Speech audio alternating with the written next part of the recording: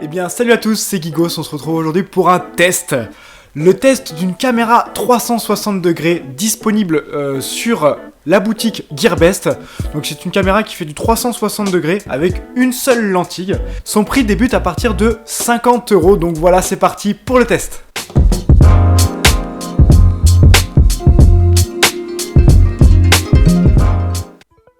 Alors, nous allons commencer tout simplement par le déballage de cette boîte, donc l'unboxing. Donc on peut voir ici la boîte qui est plutôt jolie, c'est vrai que pour du chinois, c'est plutôt agréable. Donc ici vous avez toutes les specs, donc il nous parle que la lentille fait du 360 degrés par 190 en focale 2. Sa résolution est de 1280 par 1024 en 28 fps, donc ils disent qu'ils peuvent aller à une micro SD jusqu'à 32 Go. Le format est en TS.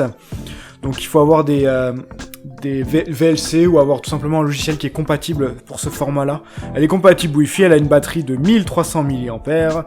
Elle peut enregistrer jusqu'à 180 minutes hors Wi-Fi activé et 90 minutes avec le Wi-Fi activé parce que cette caméra fonctionne en Wi-Fi. Alors là, le micro intégré. Le Wi-Fi, on peut se connecter avec deux devices, donc deux appareils en simultané, je pense.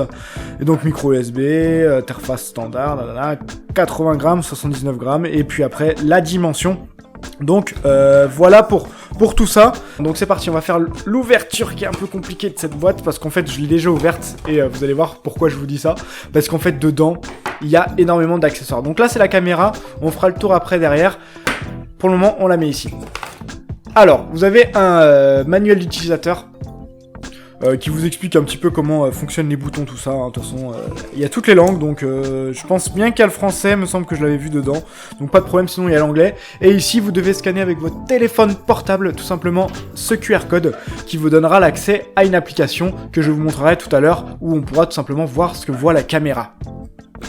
Alors ici, il vous offre des petites sangles à scratch, à mon avis ça c'est pour essayer de l'accrocher à des endroits qui sont pas trop possibles, donc voilà, vous avez la possibilité de faire n'importe quoi avec celle-ci, vous avez des scratchs et des sangles.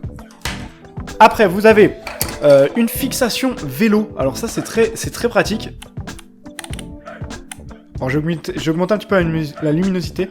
Vous avez la fixation vélo, c'est très pratique ça, fixation vélo. Alors ici, après vous avez la fixation casque, avec bien sûr la fixation que vous pouvez coller où vous voulez, et puis après avec bien sûr la fixation qui permet de rejoindre les deux et d'après pouvoir mettre la caméra. Avec aussi son petit adaptateur qui est ici, qui vous permet donc de fixer la caméra à cet adaptateur, et comme ça vous pouvez la fixer à toutes les fixations. Donc là je vous ai montré plusieurs d'un coup, vous avez une visserie quand même offerte avec, il y a une seule vis je me semble. Après vous avez un câble USB normal, standard, qui vous permet tout simplement de vous brancher à la caméra, je vous montrerai tout à l'heure, pour la recharger ou pour avoir peut-être accès aux données, c'est vrai qu'il n'y a pas trop besoin vu que vous avez une carte SD. Vous avez un petit chiffon pour nettoyer l'optique de la caméra, voilà. Hein. Vous avez en plus des petits autocollants, pour pouvoir, je sais pas, c'est peut-être les changer au cas où ils sont morts ou quoi. Vous avez des autocollants en plus, vous en avez deux. Alors c'est 3M, je sais pas si c'est vraiment du 3M, mais en tout cas vous avez des autocollants. Vous avez une deuxième fixation en plus. On voit que celle-ci, elle a un pas de vis. Alors ça doit être les pas de vis comme pour les trépieds, tout ça. Donc à mon avis, vous pouvez peut-être mettre ça à un trépied. On peut enlever bien sûr le bout là. Je pense que ce bout là il est coupé. Voilà, après vous avez juste à passer là vous pouvez le passer. Vous pouvez mettre tout simplement un trépied dessus et puis tout passera correctement. Là vous avez une rallonge, je pense que c'est pour faire fonctionner ces deux-là me semble, c'est pour pouvoir tout simplement utiliser le guidon. L'ayant déjà utilisé sur un de mes vélos une fois, voilà, ça vous permet d'avoir la caméra droite en fait, si vous ajoutez tout cela. Je sais plus dans quel moyen, mais en tout cas vous avez ces deux accessoires en plus, avec une vis en plus, j'avais oublié, donc il y en a bien deux des vis. Voilà, alors vous avez ça, c'est très pratique. Un petit câble de sécurité. Ça veut dire que, admettons, vous allez faire du jet ski. Alors, je vous parle en connaissance de cause. Enfin, j'ai perdu ma caméra en pleine mer. Et je peux vous dire que si j'avais ça, pour pouvoir l'attacher quelque part à un petit truc ou quoi, je peux vous dire que ça vous sauve la vie. La caméra peut plus tomber. Elle est complètement bloquée grâce à ce fil de fer. Et en plus, on voit, il est quand même résistant. Donc, vous avez un fil de fer pour protéger. Et puis après, vous avez une dernière fixation encore pour mettre sur un trépied. Donc voilà pour les fixations, vous pouvez voir quand même qu'il y en a énormément pour une caméra à 55 €. Je peux vous l'avouer que j'ai été surpris par le nombre d'accessoires qu'ils vous offrent dedans, comparé à des GoPro ou tout ça où ils vous offrent rien du tout à part le boîtier étanche. Et encore, ça dépend. Allez, c'est parti, on va passer à la caméra.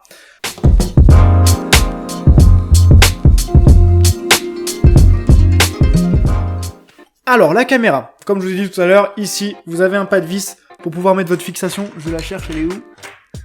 Elle est là. Donc, avec cette fixation...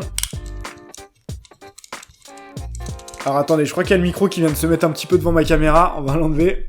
Voilà, donc vous pouvez visser cette fixation ici. Hein. Vous pouvez bien sûr aussi mettre sur un trépied ou d'autres, hein, de toute façon. C'est une fixation universelle. Sur le côté gauche, vous avez rien. Et sur le côté du dessus, vous avez les boutons. Donc un bouton allumage de la caméra. L'autre bouton ici qui vient de s'allumer, c'est le Wi-Fi. Je sais pas si vous voyez très bien, parce que je sais pas où est la mise au point exactement. Et ici, pour stopper l'enregistrement. Donc là, vu qu'on n'enregistre pas, je pense, il n'y a pas besoin d'appuyer dessus. Sur le côté droit, ou gauche, je ne sais plus ce que j'ai dit tout à l'heure, vous avez l'accès donc à une micro carte SD. Alors ils disent 32 Go max, moi j'ai mis une 64 dedans. J'ai pas eu de problème, ça a quand même enregistré, donc ça supporte les 64 Go, je ne sais pas pourquoi ils ont mis que 32. Et ici, le câble USB que vous avez dans la boîte qui vous permet tout simplement de recharger cette caméra ou éventuellement peut-être aller chercher les données. Je m'en sers pas parce que moi j'ai un petit adaptateur USB vers micro SD pour pouvoir récupérer les données directement depuis la micro SD. Donc voilà, c'est tout. Alors elle n'est pas étanche, il n'y a pas de caisson étanche fourni avec. Alors on peut voir à l'avant ici, à mon avis ça doit être la prise micro. Donc ici on voit qu'il y a un petit voyant qui vous dit ah voilà, si elle enregistrait bien. Donc là je viens de mettre pause a priori. Si je rappuie dessus, ça enregistre. À mon avis ce bouton là c'est pour enregistrer ou pour arrêter l'enregistrement. C'est vrai que moi je m'en sers pas trop parce que je regarde avec mon portable tout simplement avec l'interface. Donc d'ailleurs on va le faire dès maintenant. Alors, tout simplement, vous lancez l'application. Et là, il vous propose de vous connecter au Wi-Fi de la caméra. Donc déjà, j'active mon Wi-Fi. Ce sera déjà une bonne chose de faite. Alors, la caméra s'appelle quelque chose 360. Je me rappelle plus exactement, on va actualiser. On va regarder si le Wi-Fi est bien activé sur la caméra. Non, il n'est pas activé, donc on va l'appuyer dessus. Voilà, il est vert. Il est bleu, excusez-moi. Donc ça y est, on a lancé le Wi-Fi de la caméra, on la met là, juste derrière, comme ça vous pourrez voir comment elle fonctionne dès qu'on se connecte dessus. On va un petit peu attendre, on voit toutes les Wi-Fi, les Livebox, les SFR, voilà quoi. Gigos Home aussi. Ah voilà, ça y est, elle est là. Alors c'est parti, on clique dessus. Donc bien sûr, vous n'avez plus de connexion Wi-Fi avec votre portable, hein. Vous pouvez plus aller, vous pouvez aller quand même sur internet avec le réseau mobile, mais vous n'avez plus accès à internet par Wi-Fi parce que vous êtes connecté directement à la caméra. Et donc vous allez pouvoir voir maintenant, vous savez, vous me voyez un petit peu là dans le noir. Vous allez voir maintenant exactement comment ça se passe à l'intérieur. Voilà. Alors, là vous pouvez voir que je peux me déplacer. Allez, on va essayer de me trouver. Voilà, on me voit là avec mon portable. Je vous fais coucou. Voilà, donc là en fait je peux me déplacer. Alors, ce n'est pas une réelle 360 degrés comme vous pouvez voir. J'ai une lueur noire, enfin du moins un gros trou noir en dessous. Parce que la caméra n'a qu'une seule lentille sur le dessus. Elle ne l'a pas derrière. C'est un peu son inconvénient je trouve. Après, elle coûte 50 €. La qualité, on va dire... Je sais pas si vous arrivez bien à voir. On va dire que bon, c'est pas une caméra GoPro, c'est pas du 1080 de fou, hein. Je dirais plutôt niveau de la résolution, je dirais qu'on s'accorderait sur du 720 voire du 480p. C'est pas exceptionnel de fou. Mais bon, c'est pas grave. Je vais vous montrer exactement ce qu'on peut faire. Alors, en fait, on peut choisir l'orientation de la caméra. Donc moi là, comme elle est là, elle est ici. C'est-à-dire que j'ai mis l'optique vers le haut. Je peux dire aussi que l'optique est sur le côté. Donc c'est-à-dire que je vais mettre ma caméra comme ceci. On va essayer de la mettre dans le bon sens. Voilà. Et là, je peux en fait tout simplement me déplacer comme si j'étais au cinéma. Alors attendez, j'ai l'impression que c'est pas comme ça a bugué là. Voilà, c'est plutôt celui-là que je voulais vous montrer. On va essayer de mettre la caméra là. Alors, ce mode-là, ça sert tout simplement comme si vous étiez au cinéma. Vous voyez, on dirait que je suis dans un écran. Voilà, vous pouvez voir vraiment tout devant de vous. Désolé, on voit un peu les reflets de mon portable, tout ça. Je vais essayer d'augmenter la luminosité de mon portable. Voilà. Et on peut dézoomer aussi et ça finit en forme de bulle. Donc voilà, vous pouvez voir un petit peu, voilà. Bon, c'est pas vraiment du réel 360 dans ce mode-là, mais on peut voir comme ça. Après, vous avez le mode où vous pouvez le mettre en hauteur. Et je pense que ça a tout son intérêt. C'est que si vous la mettez au plafond, attendez, je peux même plus bouger la... Si vous la mettez au plafond, vous pouvez réellement voir tout autour de vous et ça c'est plutôt sympa. Donc là je le tends qu'avec mon bras en l'air, hein. Donc là je peux voir tout autour de chez moi. Bien sûr si je monte je vois le noir. Mais si vous la collez au plafond, je pense que vous pouvez vraiment voir partout. Salut à tous.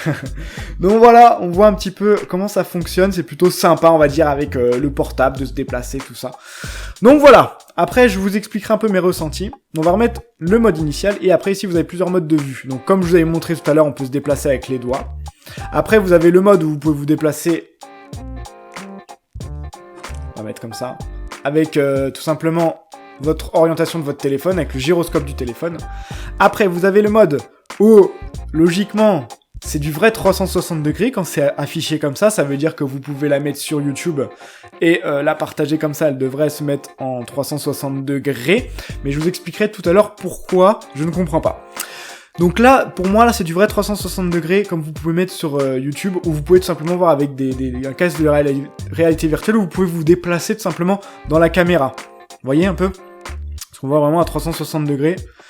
Pour celle-ci, voilà. Après, vous avez le mode bulle. Alors voilà, c'est sur ce cas-là que je vais revenir tout à l'heure. En fait, la caméra filme tout le temps comme ça. Tout le temps, elle vous filmera comme ça. Ça veut dire que les fichiers que vous allez recevoir sur votre ordinateur seront comme ça. Et malheureusement... je vais vous montrer après, j'ai fait une vidéo, je comprends pas, parce que tout simplement, je l'ai mis sur YouTube, et ça m'a affiché que comme ça m'a pas affiché le mode 360 degrés, comme la caméra s'appelle. Alors je tenais à me rectifier sur ce que je viens de dire précédemment. Toutes les caméras 360 degrés filment avec cet aspect bulle. En fait, il faut tout simplement faire un traitement après avec des logiciels qui vous permettront d'exploiter la 360 degrés plus tard. Donc voilà, vous avez plein de tutos sur internet. Je vais encore aborder le sujet plus tard, mais rappelez-vous que tout simplement, sur cette caméra, tout est exploitable pour que vous puissiez faire de la 360. Et après ici vous avez le mode réalité virtuelle. Donc si vous avez un casque de réalité virtuelle, vous pouvez mettre en mode réalité virtuelle. Donc je vais vous montrer rapidement sur YouTube. Alors voilà, je vous montre la vidéo que j'ai faite sur YouTube. Donc là on est bien sur YouTube, la vidéo a bien commencé. Et comme vous pouvez voir, bah ça fait une bulle en fait. Et pourtant j'ai activé le mode 3D, tout ça. Et en fait j'ai été chercher un petit peu sur internet, ils expliquent tout simplement qu'il faut un peu changer le mode d'affichage des fichiers TS. Les mettre en mode comme je vous ai montré tout à l'heure où c'était en 360 degrés en deux bandes là. Là, après, grâce à un logiciel de montage, vous avez peut-être la possibilité de faire partager ça en 360 degrés sur YouTube, où les personnes pourront tout simplement déplacer leurs doigts sur une vidéo YouTube. Moi, là, pour le moment, quand vous mettez brut la vidéo qui est sur votre caméra, vous arrivez à un rendu comme ceci. Donc voilà, elle coûte 60 €. C'est plutôt sympa si vous voulez découvrir la 360 degrés dans une petite caméra comme celle-ci. C'est plutôt sympa. Moi j'ai un peu kiffé, j'ai mis dans ma voiture, j'ai pu voir un petit peu tout autour de moi quand je conduisais, tout ça. Mais après, c'est vrai qu'elle a un petit peu ses limites. Donc voilà, cette caméra coûte elle commence à partir de 50 € sur le site. Ça dépend s'ils font des promos ou non. Elle est disponible en noir et en jaune comme j'ai actuellement. Donc voilà, n'hésitez pas à aller faire un tour pour les curieux sur Gearbest, tout sera en description. Donc voilà, merci à tous d'avoir regardé cette vidéo sur cette caméra. J'espère qu'elle vous aura plu, n'hésitez pas à la partager, à commenter, à liker la vidéo et abonnez-vous pour mes prochains tests high-tech. N'hésitez pas à me dire dans les commentaires quel style de produit vous voulez que je teste.